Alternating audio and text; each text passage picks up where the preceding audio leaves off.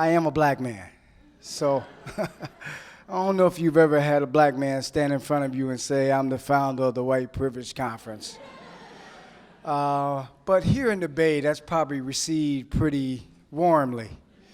But in other places, when I travel across the nation, particularly early on, that wasn't received so warmly.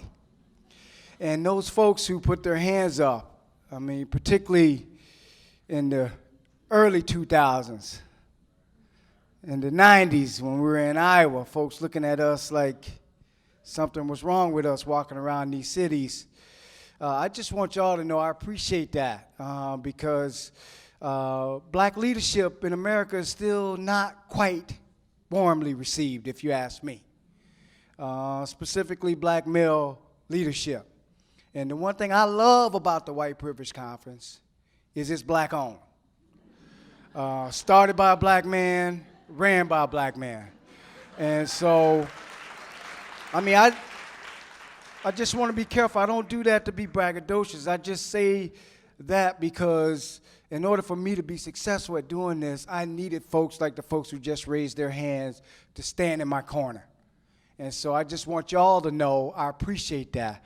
The White Privilege Conference started with about 175 people, 150 people in a little town in Iowa called Mount Vernon, Iowa. And really the essence of it, the catalyst of it, was to establish a high level of engagement around issues of diversity. As I was going around, I felt like there were some great diversity conferences, but nothing was really looking at this conversation, this structural, this systemic design, particularly when it comes to white supremacy, white male cultural dominance, right? And so just felt like we needed a space where those of us who were doing this work especially could have a space that we do our work. And so that was really the catalyst. And in the first years, I can't tell you the number of people that told me, Eddie, you're not going to get people to come to this conference if you keep the name of the conference. And so particularly in the early parts of establishing White Privilege One, for months I was toying with changing the title, thinking and believing, and even doubting somewhat myself whether or not this thing was going to happen.